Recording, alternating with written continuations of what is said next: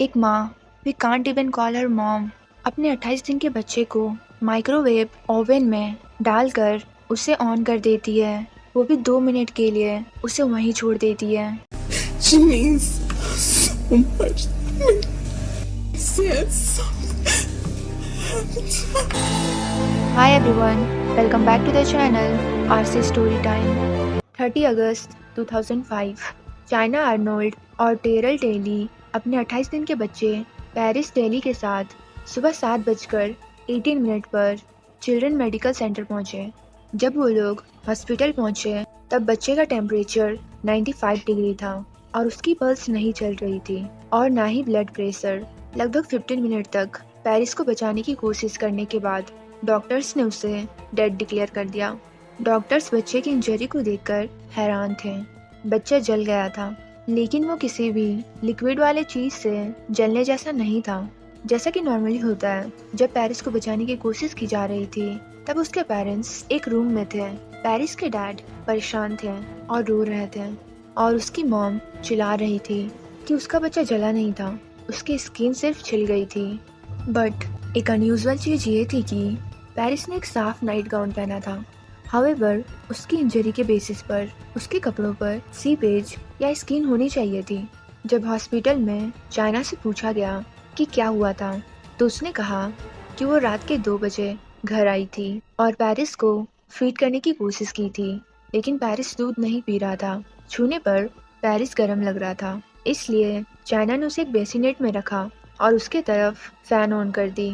जब चाइना सुबह उठी तो पेरिस की एक्टिविटी उसे ठीक नहीं लग रही थी, इसलिए उसने अपने अदर चिल्ड्रन को स्कूल के लिए तैयार करने के बाद उन्हें बस में बैठाया और टेली को बुलाने के बाद पेरिस को हॉस्पिटल ले आई। हॉस्पिटल से ही चाइना और टेली दोनों को पुलिस स्टेशन ले जाया गया। उनका पहले बयान लिया गया। चाइना ने पुलिस इंट्रोगेशन के टाइम कहा कि वो उस शाम 9:30 या 10 बजे घर पहुंची थी और लिविंग रूम में पेरिस को अपने चेस्ट पर रखकर एक सोफे पर सो गई थी। जब पेरिस रो रहा था तो उसने चाइना को जगाया, करीब रात के 2:30 बजे के आसपास। तो चाइना ने माइक्रोवेव में दूध गर्म किया और पेरिस को पिलाया।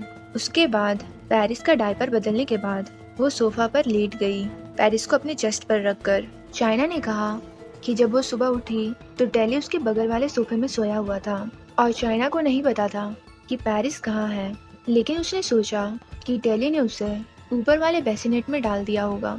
लेकिन टेली ने पुलिस को बताया कि वो सुबह 3 से 4 बजे के बीच घर आया था और एक छोटे से सोफे पर सो गया था। थोड़ी देर सोने के बाद टेली एक बड़े सोफे पर चला गया जहाँ पे चाइना पहले से सो रही थी। जब वो सुबह उठा तो उसने कोने में एक बड़े सोफे पर पेरिस को डेड पाया। इस बीच पुलिस वालों को उस अपार्टमेंट की तलाशी लेने का वारंट मिल गया था जहां चाइना और टेली पेरिस और अपने दूसरे बच्चों के साथ रहते थे। तलाशी से पहले पुलिस को पता था कि पेरिस को जलाया गया था, लेकिन उन्हें जलाने का कारण नहीं पता था। तलाशी के टाइम डिटेक्टिव को कोरोनर से पता चला कि पेरिस किसी टाइप की थर्मल इंजरी के कारण जला था, बट उसे ऐसी चीज से जलाया गया था जिससे पुलिस फैमिलियर नहीं थी।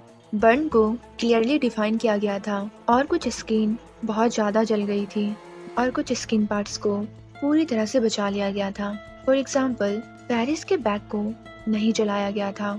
जब डिटेक्टिव क्राइम सीन पर वापस गए तो उन्होंने एक कुकी टीन, हीटिंग पैड या किसी ऐसी चीज की तलाश की जिससे पेरिस की बॉडी जलाई गई थी। पुलिस ने काउंटर पर माइक्रोवेव ओवन देखा, लेकिन उन्हें इस केस में माइक्रोवेव ओवन एक सस्पेक्ट नहीं लगा।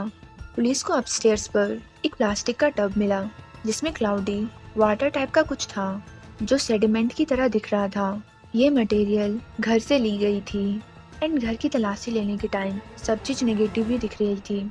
घर की तलाशी लेने के बाद पुलिस ने आस पड़ोस के लोगों से बात की और पता चला कि टेली की बहन लिएंडा ने पेरिस की डेथ से पहले चाइना के बच्चों की देखभाल कर रही थी। जब पुलिस वालों ने इस इंफॉर्मेशन के साथ चाइना को अप्रोच किया तो चाइना ने एक्सेप्ट किया कि वो और टेली कुछ घंटों के लिए शाम में 7 बजे के आसपास बाहर गए थे। घर वापस आने के बाद चाइना थोड़ी देर के लिए बाहर रुकी और फिर 9:30 और 10 बजे के बीच घर में आई। चाइना ने कहा कि जब वो घर आई तो लिएंडा घर में ही थी। घर आने के बाद चाइना ने पेरिस को एक बोतल दूध पिलाई। उसने कहा कि पेरिस को गर्मी लग रही थी, इसलिए उसने उसे लिटा दिया। चाइना ने फिर वही स्टोरी रिपीट की जो पेरिस ने उसे रात के 2:30 बजे उठाया था, और फिर चाइना ने उसका डायपर चेंज किया और उसे लेकर सो गई। लेकिन बाद में चाइना के थर्ड इंटरव्यू के टाइम 30 अगस्त 2005 को पुलिस को पता चला कि चाइना को सुबह 4 बजे उसके घर के बाहर देखा गया था और वो टेली के साथ बहस कर रही थी। और घर की तलाशी के टाइम घर में एक पानी का प्लास्टिक टब मिला था। तो उस समय चाइना ने कहा कि उसने पेरिस को दोपहर में नहलाया था, लेकिन उस टब का पानी खाली नहीं हुआ था। चाइना ने पहले कहा कि वो और टेली उसकी ड्राइविंग के बारे में बहस कर रहे थे, लेकिन बाद में एडमिट किया कि वो पेरिस के पैटर्निटी के बारे में बात कर रहे थे। चाइना ने शुरू में सुबह 4 बजे अपने पौच पर होने से इनकार किया था, लेकिन इवेंचुअली इसे भी एडमिट किया। यहाँ पे चाइना हर बात छुपाने की कोशिश कर रही थी, जिसे पुलिस का शक उस पर बढ़ता जा रहा था। चाइना ने कहा कि वो टेली के घर आने का इंतजार कर रही थी। चाइना ने पुलिस को बताया कि वो इंतजार कर रही थी क्योंकि टेली ने ही पेरिस को अपने साथ लेकर गया था। जब चाइना से पूछा गया कि उसने पहले इस बारे में कुछ क्यों नहीं बताया, तो उसने कहा कि वो टेली से प्यार करती है और उसे प्रोटेक्ट करना चाहती थी।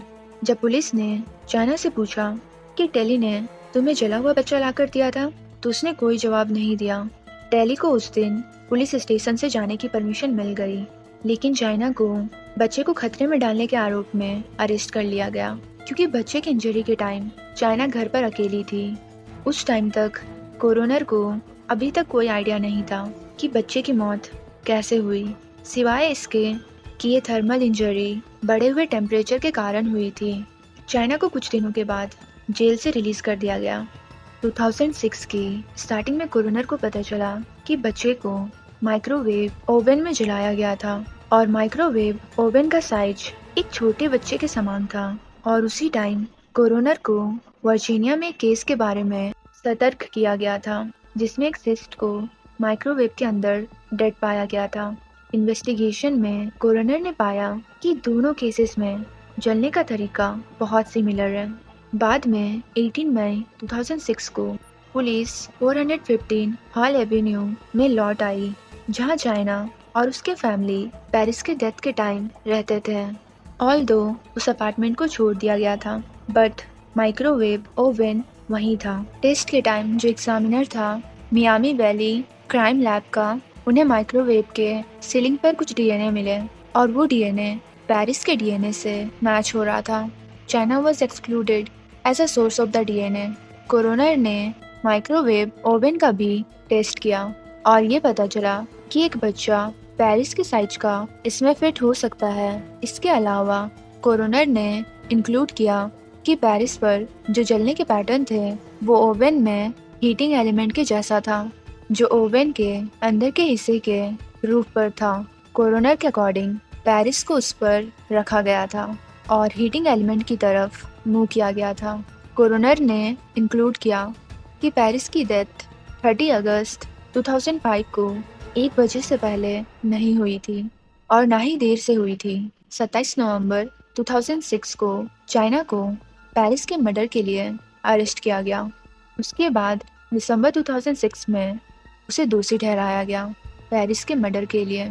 साथ ही उसने इस मर्डर के लिए किसी और को दोषी ठहराया था, जो क्राइम के टाइम 13 ईयर्स से कम एज का था। 2008 जैन और फैब के टाइम जूरी ट्रायल कंडक्ट किया गया था, लेकिन ट्रायल कोर्ट ने कुछ एविडेंस की सरप्राइज डिस्कवरी के बेसिस पर मिस ट्रायल की परमिशन दे दी।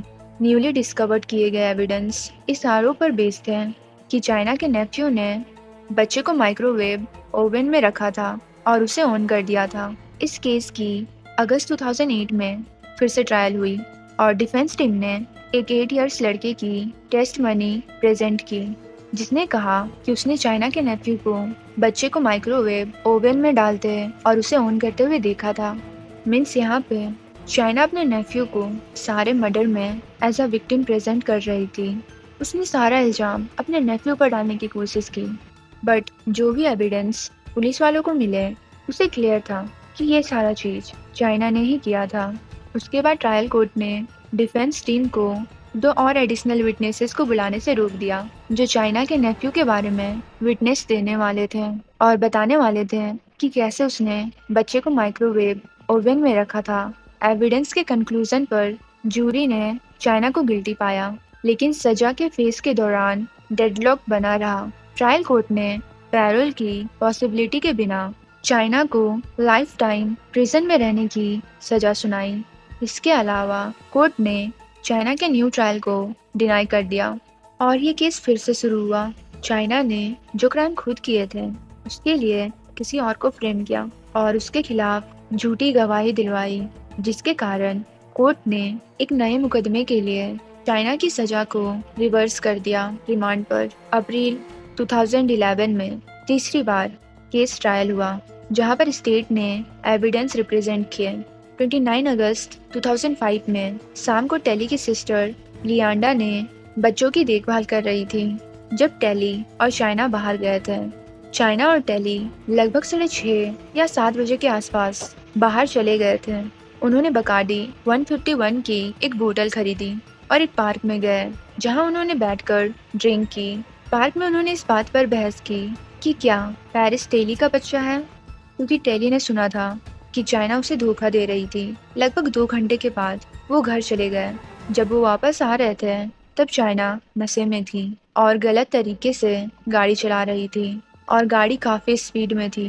रात 9 से 10 बजे के बीच घर के पार्किंग में उनका झगड़ा हो गया, जिसके दौरान टेली के अकॉर्डिंग चाइना ने टेली के लिप्स काटे और जिसके बाद टेली ने चाइना को एक थप्पड़ मार दिया था। विटनेसेस ने चाइना को बहुत नशे में बताया था और मुश्किल से चलने और बात करने की हालत में वो थी। झगड़े के बाद टेली की सिस्टर लियांडा ने अपने बच्चों को घर ले गई। इस बीच टेली अपने घर के बगल वाले पड़ोसी के साथ एक प्लेस पे गया जिसका नाम था द स्पोर्ट, जहाँ पे वो लोग नॉर्मली ड्रग्स बेचा करते थे। टेली की सिस्टर जैसे ही बच्चों को सुलाकर बाहर आई तो उसने देखा कि चाइना कार से भागने की कोशिश कर रही है। उसके बाद लियांडा ने चाइना को समझाया कि वो ड्राइव करने की हालत में नहीं है, क्योंकि वो बहुत नशे में थी, और चाइना को अपने साथ ले गई सिगरेट लेने के लिए। वापस आते टाइम चाइना ने लियांडा को कार रोकने के लिए कहा, क्योंकि उसे लगा कि वो वॉमिट करने वाली है। उनके जाने के लगभग 40 मिनट बाद वो वापस लौट आए और चाइना अपने घर में चली गई। 11:45 में टेली की सिस्टर और उसकी एक दोस्त दोबारा चाइना के घर गए पेरिस को चेक करने के लिए। अकॉर्डिंग टू लियांडा और उसकी दोस्त, चाइना सोफे पर सो रही थी और पेरिस दूसरे सोफे पर था और वो सो रहा था और उसने कोई इंजरी या कुछ भी अजीब नहीं देखा था। उस टाइम पेरिस के साथ कुछ भी गलत नहीं लग रहा था। उसके बाद लियांडा ने घर को बंद किया और चाबी जाके टेली को दे दी। सुबह 5:30 या 6 बजे के आसपास टेली चाइना के अपार्टमेंट में गया और जाके सो गया। अकॉर्डिंग टू पुलिस, डेथ का टाइम 1 से 3:15 के बीच का था और चाइना को उसके पोर्च पर सुबह लगभग 4 बजे देखा गया था। तो 1 से सुबह 4 बजे तक घर पर सिर्फ चाइना थी। इसका मतलब ये है कि पेरिस के डेथ के टाइम अकेली चाइना ही घर पर थी।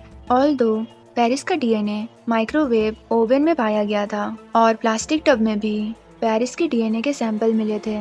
इसके अलावा स्टेट ने 2 लेडीज को ऐसा एविडेंस प्रेजेंट किया जो जेल में चाइना के साथ थी। जब चाइना जेल में थी तो एक लेडी ने चाइना को बेबी किलर कहा था, जिस पर चाइना ने कहा था कि मेरा इरादा ऐसा करने का नहीं था।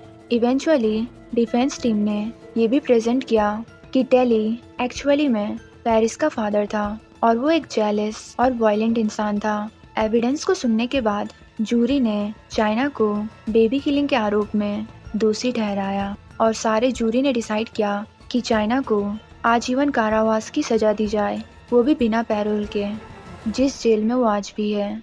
सो चाइना के नेफ्यू को आप जानते हैं। यू कांट इमेजिन कि चाइना अपने नेफ्यू को बोल रही थी कि वो सारा इल्जाम अपने ऊपर ले ले, क्योंकि वो 13 ईयर्स से कम एज का था तो उसे उतनी सजा नहीं मिलती। एक 13 ईयर्स से कम एज के बच्चे को ऐसा करने को बोल रहे हैं। How disgusting. आप लोग बताओ, क्या चाइना को सिर्फ सजा मिलनी चाहिए थी या फिर उस फादर को भी, जिसके शक के कारण ये सब हुआ?